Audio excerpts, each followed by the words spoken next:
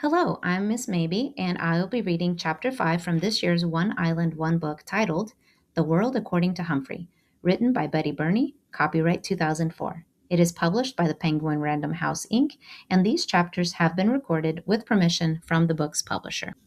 Chapter 5 Plans Are Hatched. When Mr. Morales went into the kitchen to get a glass of water, I carefully opened the lock that doesn't lock and slipped out of my cage. I leaped over the chair, then scampered down to the floor and hid in the corner, behind the long curtains. Mr. Morales returned and sat down again. The children were still thumping and bumping and were now screaming and screeching as well.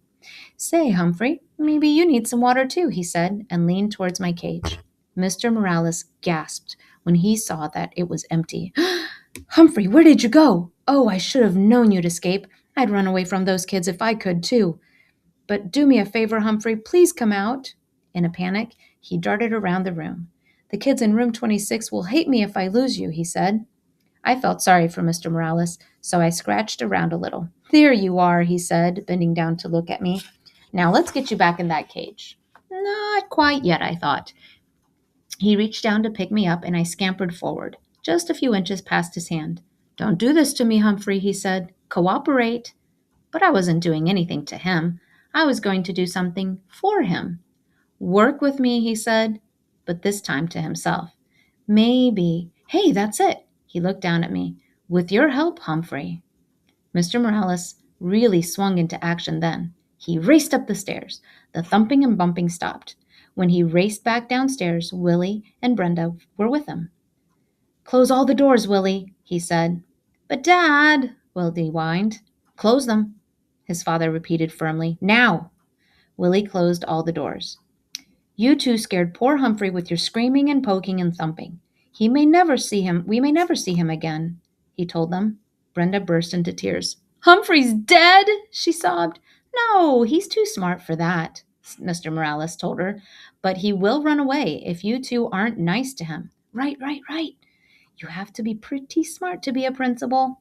Now, do you want to help me get Humphrey back? Yes, the children shouted. Mr. Morales explained the plan. He said the only way they'd get me back in my cage was if they worked together. And they could only work together if they listened to him. Really listened. They were listening now, and they kept listening too, because he told them the most important thing they could do was to keep quiet. So they were quiet. I'm pretty sure he's still in the room. Our job is to lure him back into his cage, Mr. Morales whispered. He put my cage in the middle of the floor. Then he went to the kitchen and got a handful of sunflower seeds. Willie and Brenda helped him make a trail of seeds across the floor leading up to the cage. Good, said Mr. Morales. Now, we have to be very, very quiet and wait for Humphrey to pick up the seeds. But if you say anything or even move, you might scare him. We'll be quiet, Dad, said Willie. Brenda agreed. They all sat on the sofa. Do you think it'll work? Willie whispered. Of course, Brenda answered. Dad's smart. Well, he's not the only one. I waited for a while. After all, the Morales children needed all the practice staying quiet they could get. When Willie was restless, I started skittering along the floor. I hear him, said Brenda. Shh, said Willie. I waited a few more seconds, then scrambled out of the corner and grabbed the closest seed. I could hear the loud gasps from the children, but I pretended not to notice. I scurried toward the second seed. This plan Mr. Morales and I came up with was tasty, tasty, tasty. I could almost feel 3 pairs of eyes fixed on me, but I ignored them. I grabbed up the third and fourth seeds, hid them in my cheek pouch, then stopped right outside the open door of my cage.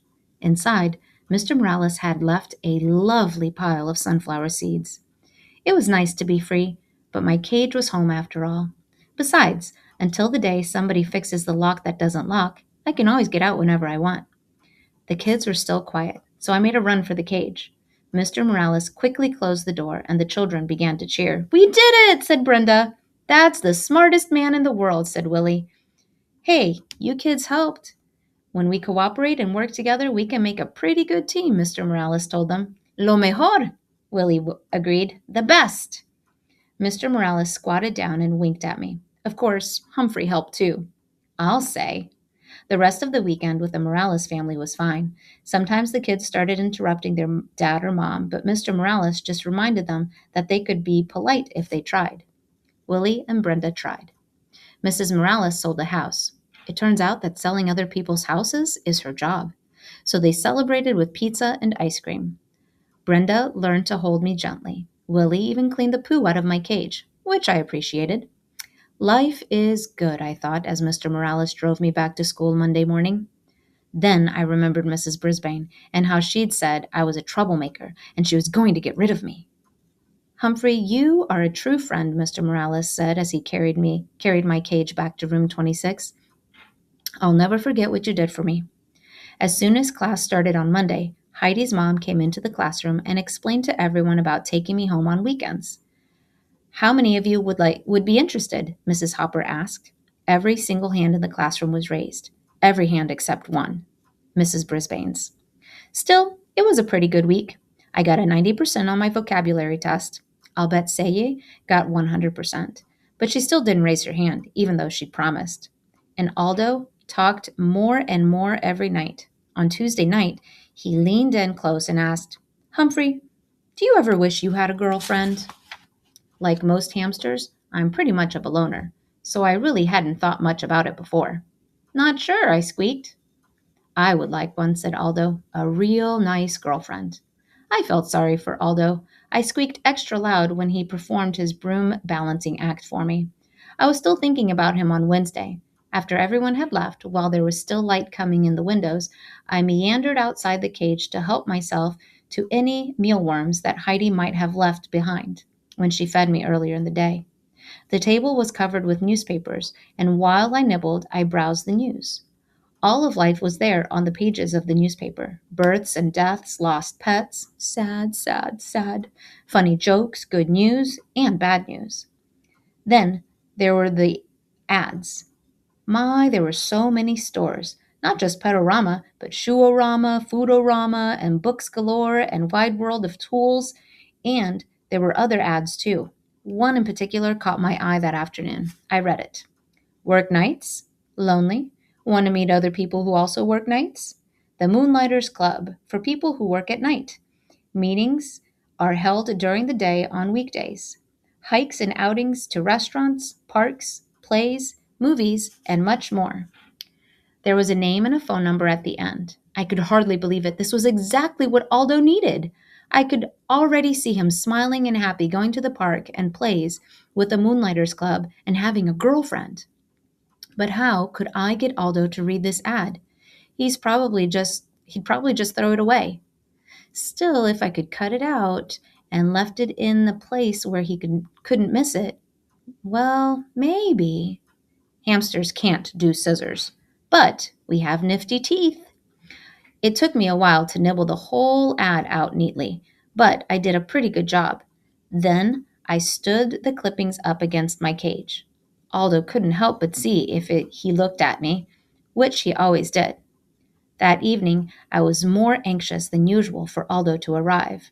When he turned on the lights, I squeaked, "Hello!" right away. "Greetings to you, my little friend," said Aldo as he pushed his cart into the room. "You sound like you have something on your mind." "You bet," I tried to tell him. He ambled over to my cage and leaned down to look in. "What's happening, Humphrey?" he asked. I saw his eyes light up on the scrap of newspaper. "Hey, I can hardly see you." He reached out and pushed the clipping aside. "Read it," I squeaked right out. Of course, he didn't understand. He didn't even look at what the ad said. He just set it down next to the cage and leaned in closer. I was squeaking a blue streak. "Look at it now!" "Calm down, Humphrey. I've got a treat for you," said Aldo. He reached into his pocket and pulled out a tiny bit of carrot. "Your pal Aldo never forgets you." My heart sank. You try to help a human, and they don't even pay attention. But as you know, I don't give up easily. I squeaked happily while he balanced his broom on one finger, as usual, but my mind was on the Moonlighters Club and how to get Aldo there. After he left, I scrambled out of my cage, picked up the newspaper clipping, and tucked it inside my notebook. Then I hid the notebook behind my mirror. If I didn't, somebody mean, like Mrs. Brisbane, might throw it away. I was still wondering what to do with the next day when Mrs. Brisbane rolled in a cart with a big machine on it. "This is the overhead projector," she told the class. "I'm going to use it for some map work." When Mrs. Brisbane turned the machine on, a bright light was projected onto the wall.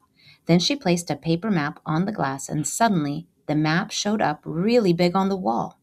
She could write on it and draw on it, and you could see everything she wrote. A machine like this could come in very handy, I thought. So when Mrs. Brisbane turned the machine off and sent my classmates off to lunch, I thought about that machine. When AJ cleaned my cage and changed the water and bedding, I thought about the machine. I thought about it so hard, I suddenly came up with a really, really, really good plan. But it would be difficult to carry out and dangerous as well. Tip 5. If a hamster manages to escape his cage, you can sometimes lure him back with a trail of sunflower seeds. Guide to the Care and Feeding of Hamsters, Dr. Harvey H. Hammer.